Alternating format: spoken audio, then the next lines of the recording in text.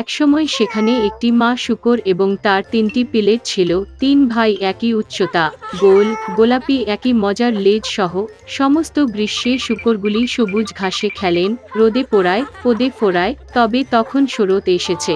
একদিন আমার মা বলেছিলেন তাদের শীতকাল নিয়ে চিন্তাভাবনা করার সময় এসেছে। তিনি তাদের একটি বড় বাড়ি তৈরি করতে বলেছিলেন। ছোট ভাই বলেছিলেন শীত এখনো অনেক দূরে।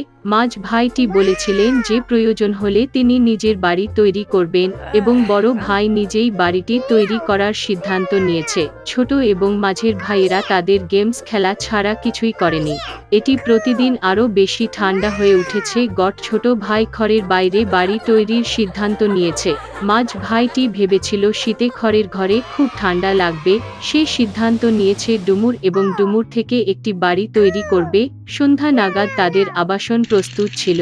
তারা নিজের উপর খুব গর্বিত ছিল এবং তাদের বিল্ডিংয়ের যথেষ্ট পরিমাণে অর্জন করতে পারেনি। এখন তারা মুক্ত ছিল এবং যা খুশি তাই করতে পারত।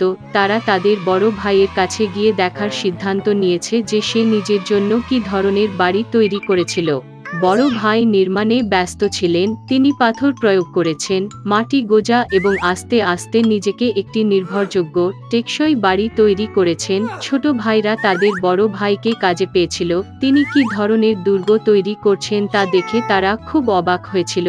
বড় ভাই শান্তভাবে কাজ চালিয়ে গেলেন। ছোট ও মাঝের ভাইরা তার বাড়িতে হাসি ঠাট্টা করতে লাগলো। তারা এতটাই আনন্দিত হয়েছিল যে তাদের চিৎকারটি লন জুড়ে অনেকটা প্রতিধ্বনিত হয়েছিল।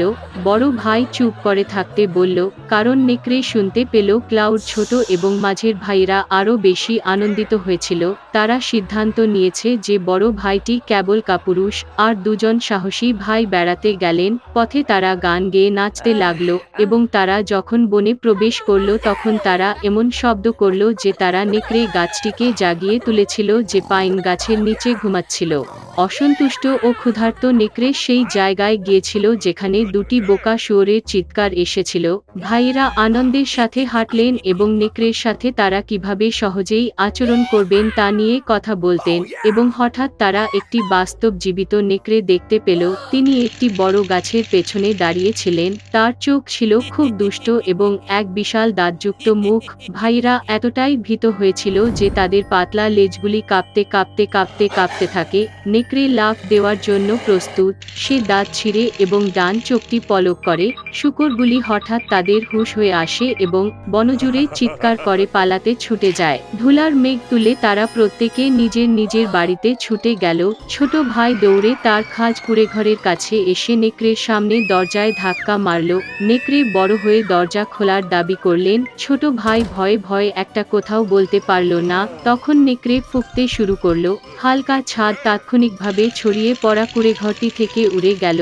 নেকড়ে একটি গভীর নিঃশ্বাস নিয়েছিল এবং দ্বিতীয়বার ফুঁসে উঠল এবং সেই ছাঁচের ঘরটি সমস্ত দিকেই উড়ে গেল। নেকড়ে খুশি হল, দাঁত ছিটিয়ে তার ছোট ভাইয়ের উপর ঝাঁপিয়ে পড়ল, কিন্তু শূকরটি চূড়ান্তভাবে ধাক্কা মেরে দৌড়ে গেল। সে ছুটে গেল মাঝ ভাইয়ের বাড়িতে। ভাইরা নিজেকে লক করে রাখতে এবং একে অপরের দিকে হতাশ হয়ে তাকিয়ে থাকে। নেকড়ে রেগে গিয়ে ফুঁকতে শুরু করল। বাড়িটা খানিকটা জিজ্ঞাসা করা। নেকড়েটি দ্বিতীয়, তৃতীয় এবং তারপরে চতুর্থ বার উড়ে গেল, তবে বাড়িটি তখনও দাঁড়িয়ে ছিল। নেকড়ে একটি দীর্ঘ নিঃশ্বাস নিয়ে পঞ্চবারের জন্য উড়ে গেল। ঘর কাঁপতে কাঁপতে ভেঙে পড়ল। ধ্বংসাবশেষের মাঝে কেবল একটি দরজা কিছুক্ষণ দাঁড়িয়ে ছিল। ভয়াবহতায় শূকরগুলি তাদের বড় ভাইয়ের বাড়িতে ছুটে যায়। নেকড়ে তাদের পিছনে ছুটল। তিনি নিশ্চিত যে এবার শূকরগুলি তার কাছ থেকে পালাবে না। শূকরগুলি দ্রুত, এমনকি বড় আপেল গাছটিকে আঘাত না করে দ্রুত পেরিয়ে যায়। আর নেকড়ে ঘুরতে এবং আপেল গাছটিকে আঘাত করার সময় পেল না, যা তাকে আপেল দিয়ে কভার্ড এঁকে রেখেছে। একটি শক্ত আপেল তাকে চোখের মাঝে আঘাত করল। নগ্নের কপালে একটা বড় গোঁফ লাফিয়ে উঠল। এই সময়ে ছোট এবং মধ্য ভাইয়েরা বড় ভাইয়ের বাড়িতে ছুটতে এবং দরজাটি বোল্ট করতে সক্ষম হয়েছিল। নেকড়ে দৌড়ে দরজার দিকে গেল, বড় হয়ে দরজা খোলার দাবি করল। ছোট ভাইরা খুব ভয় পেয়েছিল এবং এর বিনিময়ে কিছুই বলতে পারল না, এবং বড় ভাই জানত যে শক্ত পাথরের ঘরে তার এবং তার ভাইদের ভয় পাওয়ার কিছুই নেই। তারপরে নেকড়ে আরও বাতাসে চুষতে শুরু করল, সাথে সাথেই উড়ে গেল। তবে যতই এটি উড়ে গেল, একটি পাথরও সরল না। এবং তারপরে তিনি তাকিয়ে দেখলেন ছাদে একটি বৃহৎ প্রশস্ত চিমনি। সে সাবধানে ছাদে উঠে পাইপের নিচে যেতে লাগল। শূকরগুলি একটি গন্ডগোল শুনেছিল। বড় ভাই তাৎক্ষণিকভাবে অনুমান করলেন যে বিষয়টি কী ছিল। তিনি তাড়াতাড়ি কলসির দিকে ছুটে গেলেন। এতে জল ফুটছে এবং আইডি আপনা ছিঁড়ে ফেলেছে। নেকড়ে নল দিয়ে নেমে সোজা কলসির মধ্যে পড়ে গেল, চোখ কপালে চওড়া। কাঁচা নেকড়ে একটি বুনো গর্জন নিয়ে ছুটে গেল এবং ছুটে গেল বনের দিকে। এবং তিনটি ছোট শূকর তার দেখাশোনা করেছিল এবং খুশি হয়েছিল যে তারা এত চালাকভাবে দুষ্ট ডাকাতকে একটি শিক্ষা দিয়েছিল। সেই সময় থেকে ভাই এবং তাদের মা এক ছাদের নিচে একসাথে থাকতে শুরু করেছিল। একটি ছোট শহরে একটি খেলনা প্রস্তুতকারক গেপেটো থাকতেন। তিনি ঘরে বসে কাঠের খেলনা বিক্রি করে জীবিকা নির্বাহ করেছিলেন। তিনি তার কাজ পছন্দ করেছেন। প্রবীণ কর্তা কেবল অনুশোচনা করলেন যে তার কোনো সন্তান ছিল না। একদিন জঙ্গলে হাঁটার সময় জিপেটো নতুন খেলনাগুলির জন্য দুর্দান্ত লগ দেখতে পেল। তিনি তার সাথে লগটি নিয়ে ওয়ার্কশপে আনলেন। তাৎক্ষণিকভাবে দেরি না করে বৃদ্ধ তার থেকে খেলনা কাটতে শুরু করলেন। কিন্তু হঠাৎ লগ থেকে একটি পাতলা আওয়াজ শুনতে পেলেন। জিপেটো ভেবেছিল সে কি কল্পনা করেছিল।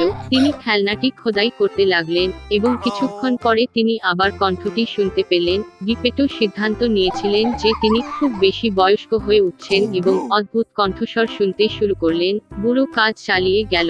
প্রথমে তিনি পুতুলের মাথা তৈরি করেছিলেন, তারপর বাহু এবং পা হাজির। জিপেটো পুতুলটি শেষ করে তাকে চেয়ারে বসল এবং সে নিজের পরে পরিষ্কার করার সিদ্ধান্ত নিয়েছে। এবং এই মুহূর্তে তিনি আবার কণ্ঠস্বর শুনতে পেলেন। জিপেটো হিমশীতল হয়ে চারদিকে তাকালো, তবে ঘরে কাঠের পুতুল ছাড়া আর কেউ ছিল না। বুড়ো তার কাজ চালিয়ে গেল এবং হঠাৎ পুতুল চেয়ার থেকে লাফিয়ে উঠল। জিপেটো নির্বাক ছিল। যখন তিনি বুঝতে পারলেন যে তার পুতুলটি প্রাণবন্ত হয়ে উঠেছে, তখন তিনি তাকে একটি নাম দেওয়ার সিদ্ধান্ত নিয়েছিলেন এবং তিনি তার নাম পিনোচিও রেখেছিলেন। জিপেটো এবং পিনোচিও একসঙ্গে আনন্দিতভাবে বাস করতেন। আপনার ছেলেকে স্কুলে পাঠানোর সময় এসেছে। জিপেটো খারাপ থাকতেন এবং পিনোকিওর জন্য স্কুল সরবরাহের জন্য কোনো অর্থ পেতেন না। সে তার জ্যাকেট বিক্রি করার সিদ্ধান্ত নিয়েছে এবং ছেলেটিকে এই টাকা দিয়েছে। পিনোকিও টাকা নিয়েছিল এবং খুশিতে তাড়াতাড়ি স্কুলে যায়। হঠাৎ তিনি লোকদের ভিড় দেখতে পেলেন। কি হচ্ছে তা জানতে ছেলেটি সামনে চেপে ধরে তার সামনে একটি বিশাল রঙিন তাঁবুটি দেখল।